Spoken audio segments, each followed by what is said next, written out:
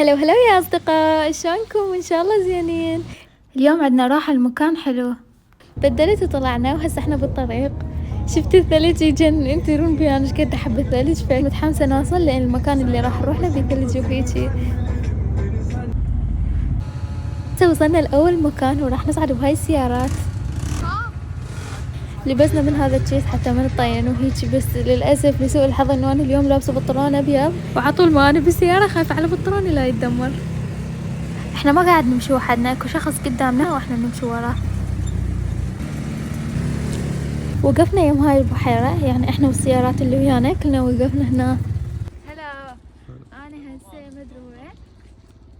هاي الاجواء جلادة، جو حلو. هاي الحجارة راح اشمرها بهذا البحر الصافي بعد الصافي. عبالي من راح اشمر الحجارة يصير طين لو هيجي. وهنا قاعدة تكتب على الرمل، وهذا اللي طلع وياي عاد كتبت حوراء بالانجليزي بس صار شكلها يضحك. اكيد لازم وين ما كان اكتب لكم هلو هلو يا اصدقاء. الجو يجنن. هاي هنا شوف المرجوحة وراح اتركض لها. صعدنا بالسيارة وراح نروح المكان ثاني حتى نتغدى.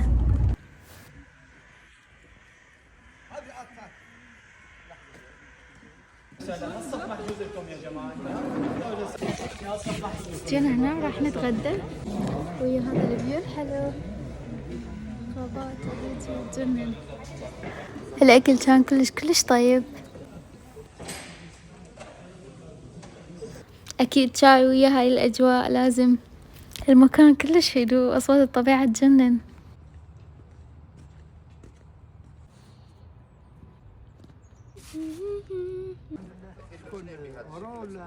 اكيد يعني مستحيل نعوف بزونة بحالها، انه باي البزونة تجنن كانت.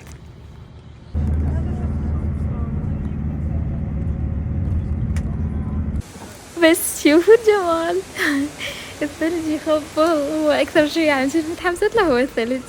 اصوات الطبيعة والشلال والمي وهيجي اشياء تجنن. هسه اجينا راح نجربها، هاي اول مرة اجربها، وكانت تجربة كلش حلوة. يعني عبالي تخوف لو شي، بس طلعت لا يعني ممتعة اكثر مما تخوف.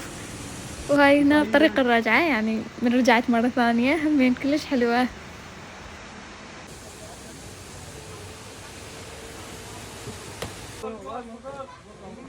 شوفوا أنا بالأيام العادية كنت ألبس الكنتور كله، فبينما اليوم ثلج فانكم مش قد لابسة ملابس كومة، بحيث أنا بنص الثلج بس أبد ما حسيت ببرد.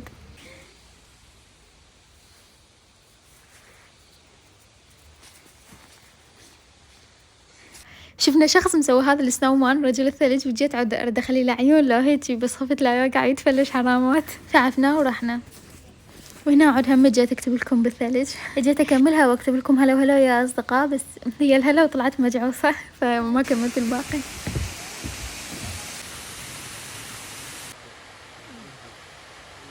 جينا لهذا الكوف اللي يمي الشلال، لان هاي الاجواء اللي تجنن يحتاج لها قهوة.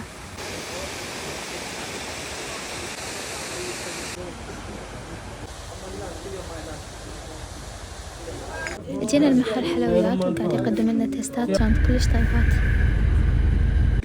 واجينا يم البحر، كان عندي امل انه نلحق على الغروب، بس للاسف ما شفت الغروب على البحر ان شاء الله غير مرة اشوفه لان احس حلوة.